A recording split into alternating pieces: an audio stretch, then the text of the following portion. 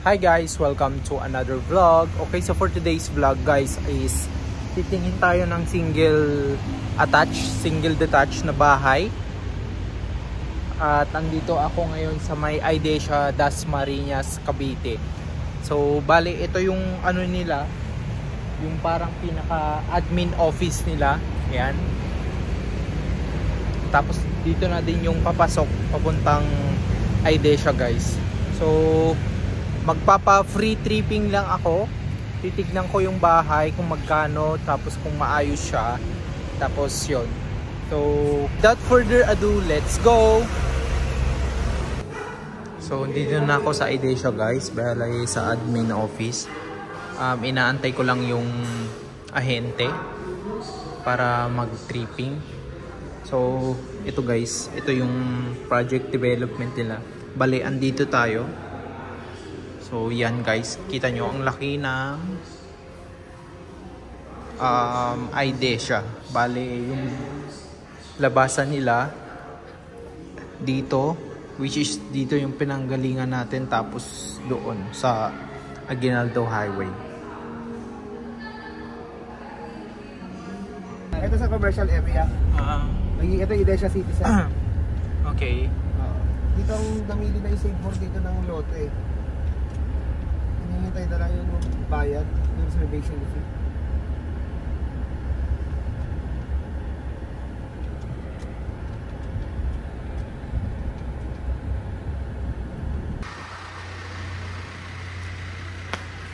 Ito yung talya, yung model ko. Basta na. So yan guys, isa to sa ano nila, single detached Thalia model. Bale floor area 52, tapos lot area 80. So as you can see guys, ganito yung community dito.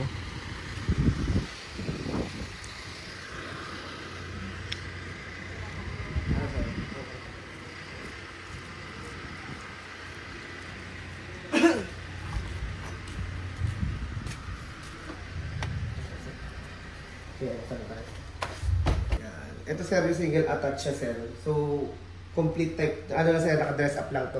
Pero ang deliverables natin ito, core type.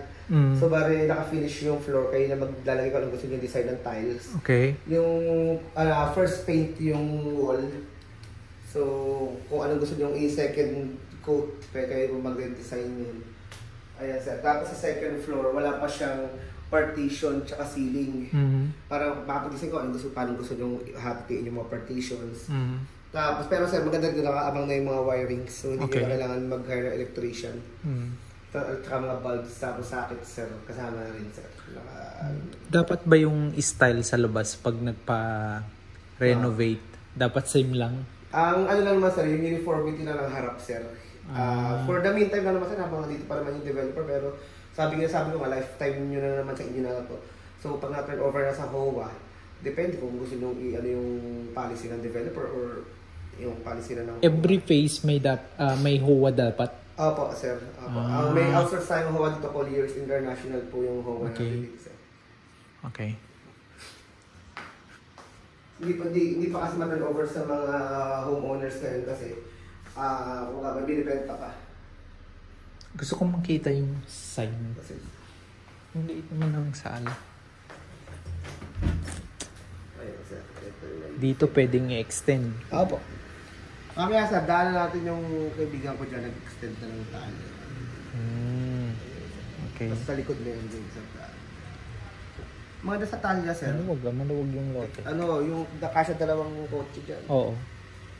Sa Geya kasi hindi. Ano to? Dito? Ano sa kabilang ano na yun? Solar na. Kabilang project. Okay. Sige sir, check nyo sa second floor.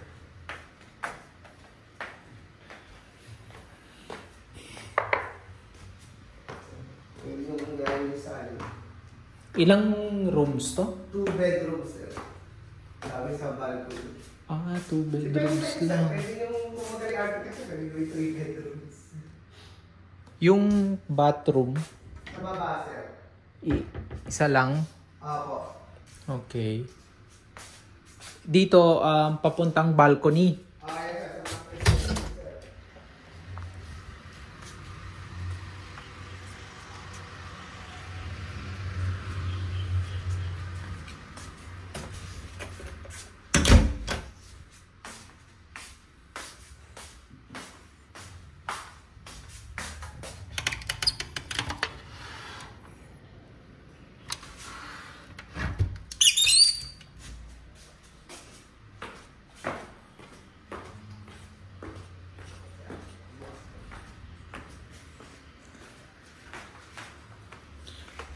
Kuya!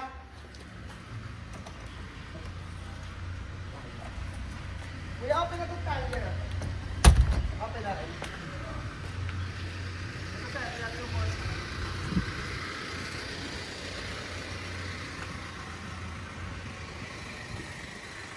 Gia and Talia. Ito po yung core type. Yung durable. Ah. Ito kasi naka-dressed up kasi. Para is imagine mo paano. Mas maluwag pag ano. Yeah. Kung ano mas yung design, yung minimalist pa. Okay. Sa tayo. Sige, okay na yun. Itong Gia, gusto kong makita. Kita kasi, ayaw ko dyan. Huwag na. Ito kayo. Every face nyo, may guard. Apo. At saka may gate. Bali ang gate natin sa phase 1 kasi shared amenities ang phase 1 at phase 2. Doon sa may gitna, may swimming pool. Pero may amenities din ilalagay dito sa tennis court. Sa dulo, tsaka pet park, plus may Tai Chi Lon sa dulo. Kaya isa lang yung entrance niya. Si Ida siya ang may separate na entrance kasi separate amenities. Kaya tayo.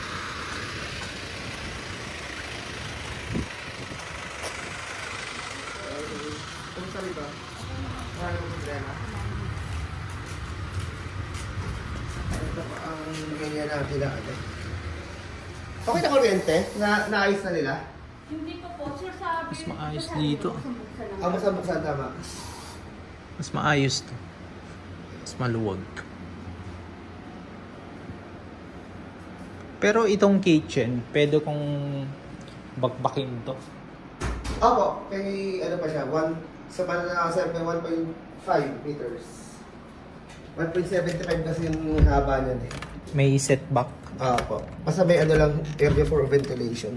Oh, maluwag.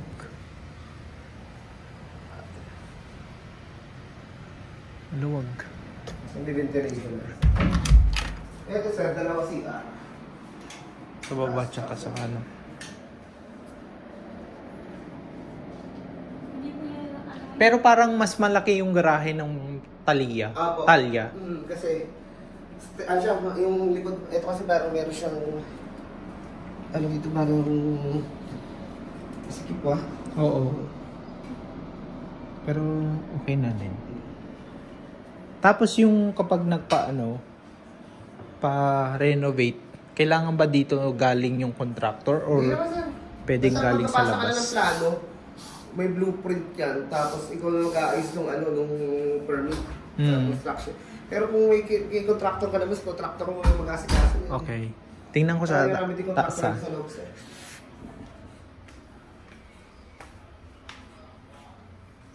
3 bedrooms yan, sir. 3 bedrooms.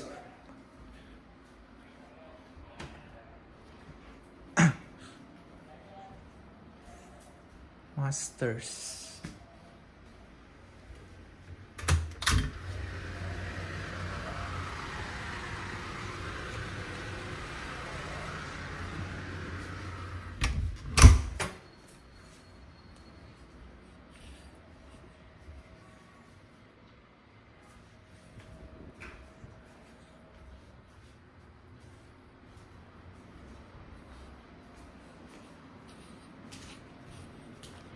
Ito na yung pangalawang mas pinakamalaki.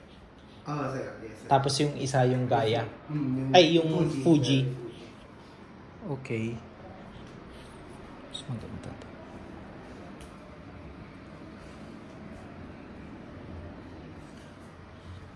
Huwag na natin putahan yung mga tangas. Okay.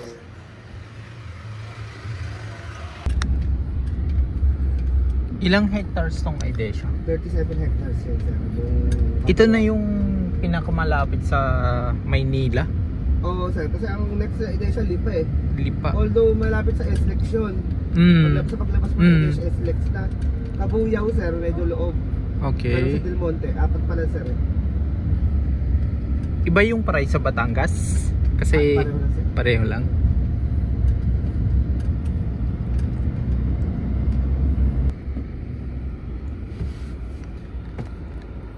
Ito malaki.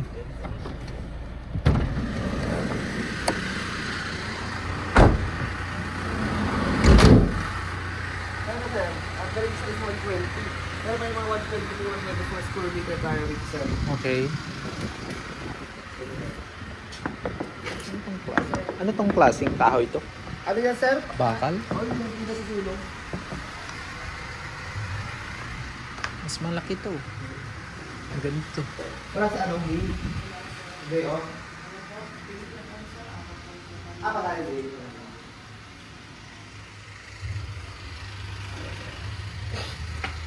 Ito, sir, 3 bedrooms din siya. Tapos, isang 2 toilet and bath. Okay. Meron din sa second floor. Ito mas maluwag lang talaga. Ito, sir, yung Orlanay area. Ito hanggang saan? Diyan sa poste.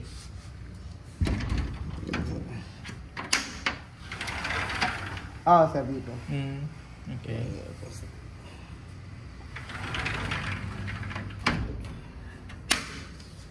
Luwag ah.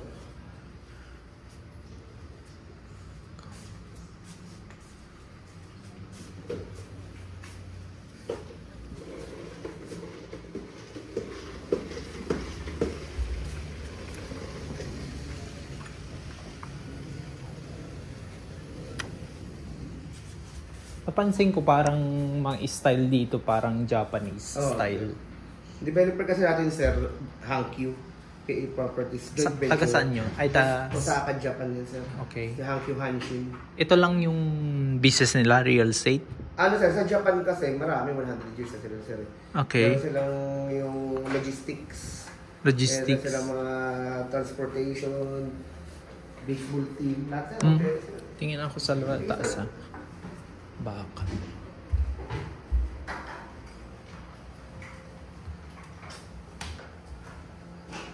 Parang may aircon mo dito, King. Mahina. Ito mas maluwag. Wala ka nalinisan ito. Ha? Yung sa Yuri, okay pa rin yung aircon lang. Tulog. Okay. Naubong lang.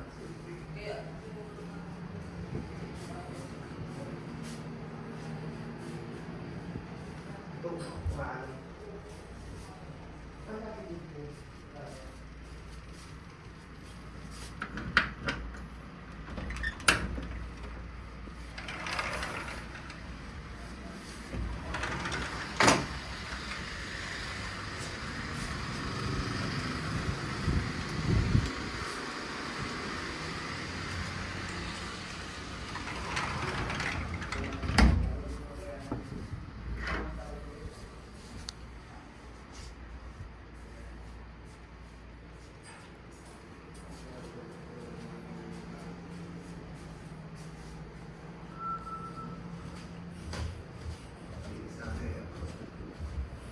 Magkano yung preferred na income dito sa iyo? Nasa, ano sir, 156. 156.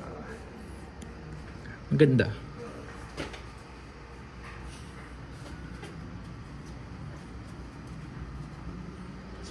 Ganda to. Pwede mo pang ipalaki ito, i-minimalis mo pa yung layout eh. Okay. Sige. Yuri sir, gusto mo tignan? Maliit eh. Maliit. Maliit sir. Maluwag oh. Yung dito, may setback ba dapat or Ito sir, ito na to. Basta ang ano naman sa patwalk eh. yung gate na pwede hanggang dito? Dito, pwede Okay. dito.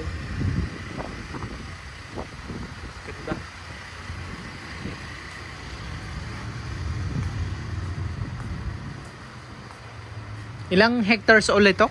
Yung 37 sir, yung Indesia. 37. Maganda rin sa heights, 300 units lang. Mga ano pa yung mga premium lots na. Mga usually magkano monthly nito? Bigat ka sir. Sige. Okay. Ang ganda, malaki. Tapos ID lang sir, ID mo Okay. yung swipe mo. Okay. Sige. Tapos, pirma lang naman. Sige. Dapat yung sinama mo pa lang para makita dyan. Sinama mo yung wife mo. Sa taas, pwedeng yung i-extend? Ayun sir, kasi check pa natin kasi wala pang nakatira dito sir. Actually, wala pang natira plus yung MOA. Ang phase 1 kasi meron na, kaya alam na natin kung ano mga pina-allow nila pagdating sa tatlong bahay ni area tayo. Pero most definitely, yung gusto lang yung uniform yung harap, papayagan naman nila yung likod.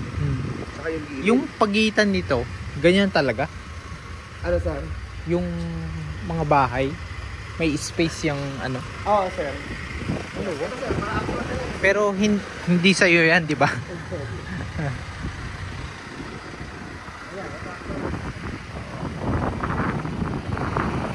Kaya sir, yung gitna yung trellis ng garage saka yung pinto. Oo. Yan ang ano niya. Dulo. Setback niya. Dulo na to, no? Dulo. Hindi sir, ito yung bungat. Oo nga, bungat pala. Ito yung gate. Okay. Yung mga yan, yung mga bakod, hindi na ba ano yun yan? Yung Ano, sir? lalagyan ng ano? Ng pilos sir. I-verify ko sir. Yung ano. Kasi worry ko dyan yung mga taga ibang subdivision eh. Ito naman sir, Metro Gate. Tapos ito naman, yung ito phase 1 to eh. Phase 1 to, ito lang Metro Gate. Tapos yung kabila, solar naman. So tatlong Okay. subdivision na Okay. tayo dito nakatabi. Okay. Sige. Ang Metro Gate naman, napakatangin sir. May dito mga squatters. Oh.